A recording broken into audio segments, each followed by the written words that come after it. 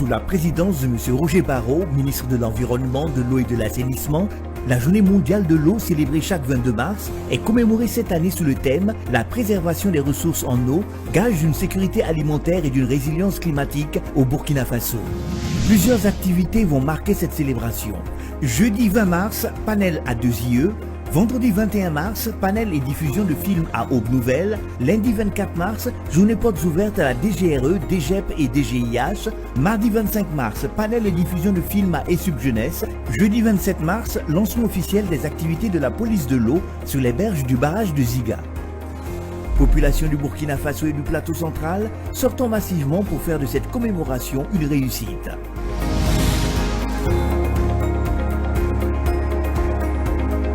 Ensemble, engageons-nous pour une gestion responsable de nos ressources en eau.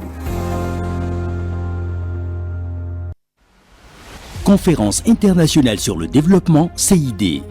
Pour la deuxième fois, Ouagadougou accueille le 10 mai 2025 la conférence internationale sur le développement CID portant sur le Mine Education et le développement.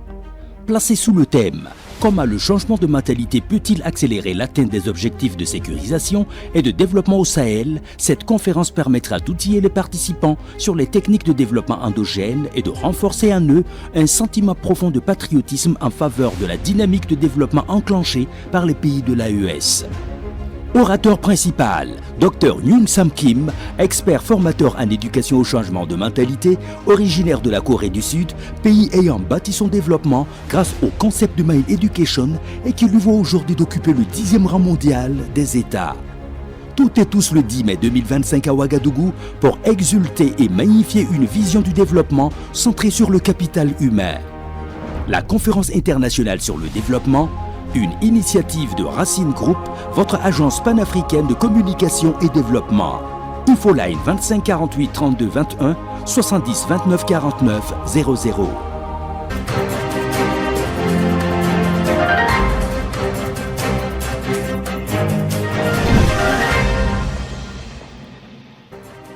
Bonsoir chers amoureux de la nature, bienvenue au journal sur Faso Green TV, votre média en ligne spécialisé dans le traitement de l'information en lien avec l'environnement, l'eau et l'assainissement. Installez-vous, on démarre avec les titres. Plateforme verte des femmes, une initiative de la Grande Muraille Verte mise en place dans le but d'une récupération des terres dégradées et l'amélioration des conditions de vie des communautés à la base. L'atelier s'est ouvert ce 19 mars 2025 à Ouagadougou. Des précisions dans un instant. Aussi, dans ce journal, nous parlons d'assainissement et c'est au quartier Nord-Saint de la ville de Ouagadougou. Des espaces vides transformés en sites de dépotoir d'ordures, c'est ce qu'on retrouve dans ce quartier. En plus d'être un risque de santé publique, cette situation perturbe également la tranquillité des riverains. Encore bonsoir chers téléspectateurs et merci de rester fidèles au programme de Faso Green TV. Je vous le disais à l'instant, la coordination nationale de l'initiative Grande Muraille Verte Burkina Faso veut impliquer davantage les femmes dans la mise en œuvre de l'initiative qui vise entre autres la récupération des terres dégradées et l'amélioration des conditions de vie de la communauté à la base. Et ce, à travers la mise en place d'une plateforme verte des femmes. C'est une initiative qui répond à une demande de l'agence panafricaine de la Grande Muraille Verte. L'atelier national de mise en place de la plateforme verte des femmes de la Grande Muraille Verte s'est ouvert ce 19 mars 2025 à Ouagadougou. Mamadou Souare. Elles sont venues pour la majeure partie des structures associatives intervenant dans le domaine de l'environnement pour prendre part à cet atelier national de mise en place de la plateforme verte des femmes de la Grande Muraille Verte. 2 jours durant, sous la houlette de la coordination nationale de l'initiative Grande Muraille Verte Burkina Faso, ces femmes vont identifier des activités à mener en termes de restauration des écosystèmes et de valorisation des produits forestiers non ligneux. L'apothéose sera couronnée par la mise en place proprement dite de cette plateforme. Et c'est Diane Sommet qui a ouvert les travaux ce 19 mars 2025 au nom du secrétaire général du ministère en charge de l'environnement. Je suis convaincu que vos discussions et vos échanges durant ces 2 jours seront riches et fructueux. Ensemble, nous pouvons construire une plateforme forte et dynamique, capable de porter la voix des femmes et de contribuer de manière significative à la réalisation des objectifs de la Grande Muraille Verte. Ensemble, faisons de cette plateforme un outil puissant pour l'autonomisation des femmes et le développement durable de nos communautés dans la mise en œuvre de la Grande Muraille Verte au Burkina Faso. La mise en place de cette plateforme verte des femmes de la Grande Muraille Verte répond aux grandes orientations données par l'Agence panafricaine de la Grande Muraille Verte. Les grandes orientations de l'Agence panafricaine, c'est qu'il faut mettre la femme au centre des différentes activités. Parce que dans la plupart de la zone sahélienne, le taux de femmes, c'est plus de 50%. Donc on ne peut pas négliger ce potentiel-là. Et surtout qu'en termes aussi de désertification, de changement climatique, c'est les femmes qui en pâtissent le plus. Donc il faut que la femme soit mise au centre de ces échanges et qu'on puisse ensemble œuvrer à changer un peu les conditions de vie de ces femmes et restaurer surtout l'environnement. C'est dire donc que la femme est un maillon essentiel dans la mise en œuvre de l'initiative Grande Muraille Verte, dont la mission est de prendre des mesures efficaces et urgentes afin de mettre un terme ou inverser la tendance à l'appauvrissement de la diversité biologique et à la dégradation des terres, entre autres. La femme a un grand rôle dans la récupération des terres dégradées. Je dis que c'est à la femme que recombe le premier rôle, puisque si vous voyez la récupération des terres, dégradées, si vous prenez le cas des jardins nutritifs où la femme elle participe à la mise en œuvre des jardins nutritifs, où elle fait des jardins nutritifs, des produits des jardins nutritifs, elle nourrit sa famille et aussi ce sont des sources de revenus pour la femme. Donc la femme a un rôle primordial dans la récupération des terres dégradées et ce rôle-là doit être valorisé. Après la mise en place de cette plateforme verte des femmes de la Grande Muraille Verte, le rôle de la coordination nationale de l'initiative Grande Muraille Verte sera essentiellement l'appui conseil et contribuer également à la mobilisation des ressources. On aborde un tout autre registre à présent, celui de l'assainissement. Des espaces vides à Ouagadougou, on en trouve certainement dans plusieurs quartiers de la ville de Ouagadougou.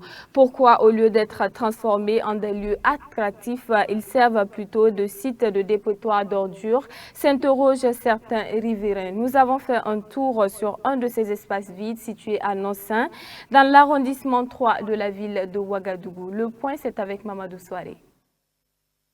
Un espace vide parmi tant d'autres dans la ville de Ouagadougou qui pourrait peut-être servir de lieu d'embellissement de la ville ou à autre type d'aménagement. Mais le constat est tout autre. L'espace est plutôt envahi par des sachets plastiques, des pneus usés, des restes de nourriture et bien d'autres types de déchets qui mettent mal à l'aise les riverains.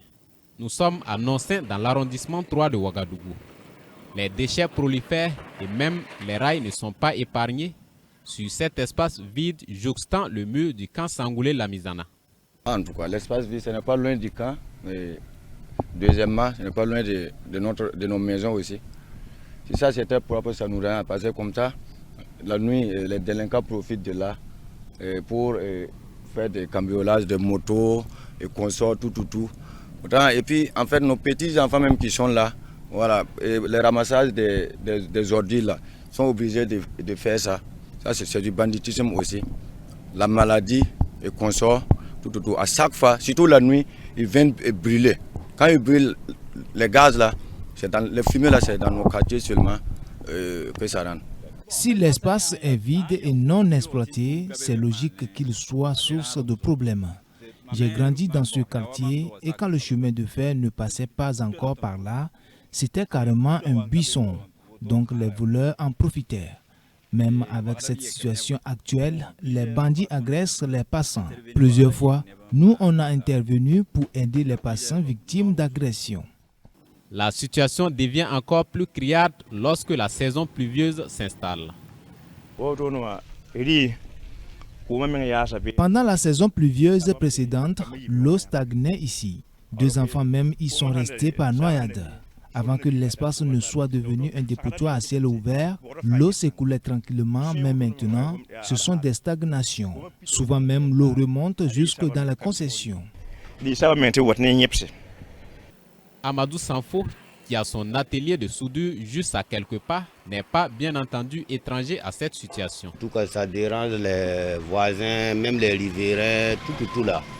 Et il y a les délinquants même qui sont là-bas et puis ils sortent déranger les voisins. Si vous voulez les poursuivre seulement, s'ils rentrent là-bas, c'est fini. Donc nous, on est ici depuis avant qu'il n'y ait même pas goudron sur le lieu là. Mais nous, on a vu beaucoup de choses ici. Bon, si l'État pouvait chercher des solutions pour cet espace-là, ça va arranger beaucoup. Et les solutions existent sous plusieurs ordres. Entre aménagement en un espace de loisirs et plantation d'arbres, ces riverains ont fait des propositions. Bon, en tout cas, nous on propose, même si on peut aménager ça, mettre des yeux de lumière, même ces lampadaires solaires, pour qu'on puisse faire des activités là-bas, ça va arranger. Cet espace peut bien être aménagé. On peut même en faire un terrain de football, un espace de loisirs où les jeunes pourront venir se détendre ou encore un espace de jeu pour les enfants. Sinon, le laisser ainsi, ce n'est pas une bonne chose car toutes sortes de choses se passent ici. On peut aménager, mettre des arbres et faire comme les enfants qui viennent pour éduquer la nuit, tout comme des jardins, des fleurs. Là, ça rend la ville propre aussi. Là, ce sont les autorités compétentes qui sont interpellées à libérer leur génie créateur afin de donner à cet espace en plein cœur de Ouagadougou l'image qu'il mérite. Du 17 au 18 mars 2025, elles sont une soixantaine de femmes déplacées internes de Boulsa qui ont reçu une formation en technique d'agriculture hors sol. L'initiative portée par l'entreprise Smart Feed Industry vise à rendre ces femmes financièrement stables. Coucou Miesso. Environ une soixantaine de femmes déplacées internes de Boulsa, chef-lieu de la province de Namatenga dans la région du centre-nord, ont bénéficié d'une formation en technique de culture hors sol, comprenant à la fois des volets théoriques et pratiques. Pendant 2 jours, elles ont reçu différents modules portant sur divers aspects de cette technique culturelle, ainsi que sur les bonnes pratiques de gestion des cultures. Une fois la formation achevée, ces futures agricultrices se disent prêtes à mettre en œuvre les connaissances acquises. Nous avons suivi une formation en agriculture hors sol. Nous voyons que la formation va nous aider pour arranger nos besoins. La formation s'est bien passée, ça me plaît. Je peux dire que j'ai bien compris. Maintenant, je peux faire chez moi.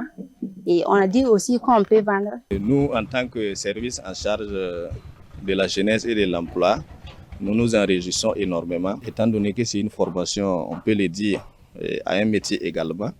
Et nous allons les prendre en compte. Dans la province du Namatenga, la situation sécuritaire actuelle compromet la pratique de l'agriculture conventionnelle.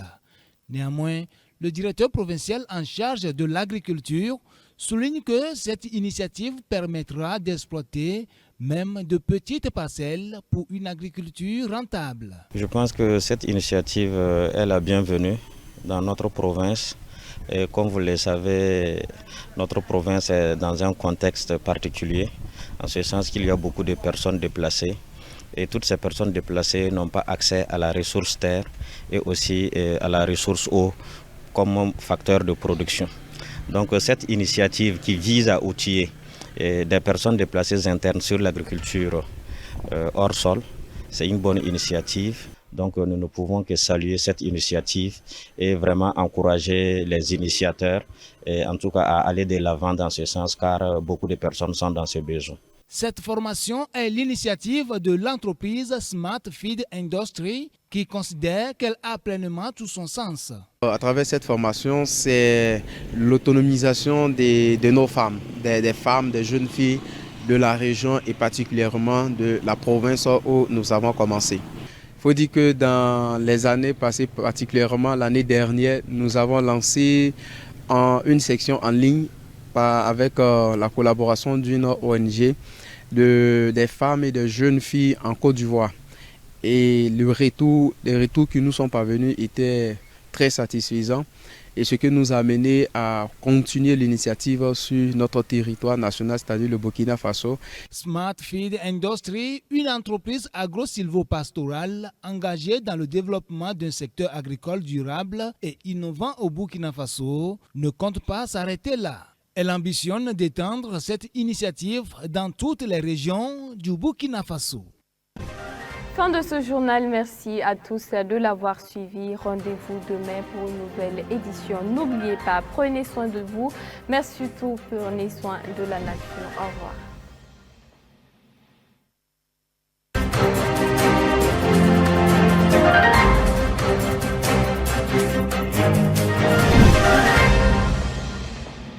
Sous la présidence de M. Roger Barrot, ministre de l'Environnement, de l'Eau et de l'Assainissement, la Journée mondiale de l'eau célébrée chaque 22 mars est commémorée cette année sous le thème « La préservation des ressources en eau, gage d'une sécurité alimentaire et d'une résilience climatique au Burkina Faso ». Plusieurs activités vont marquer cette célébration. Jeudi 20 mars, panel à 2IE.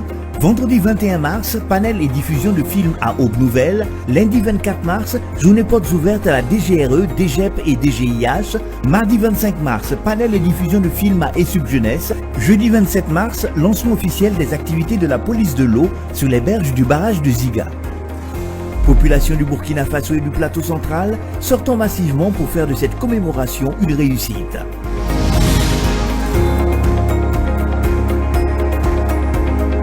Ensemble, engageons-nous pour une gestion responsable de nos ressources en eau.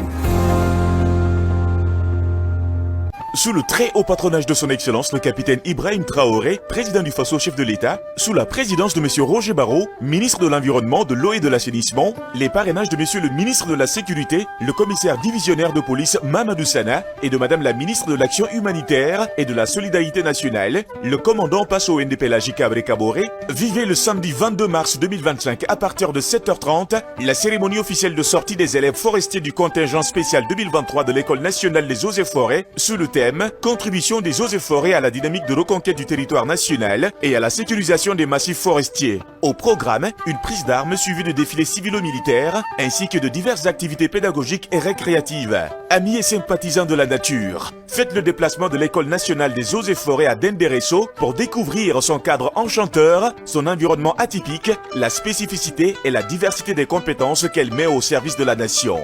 ENEF, honneur, discipline, combativité.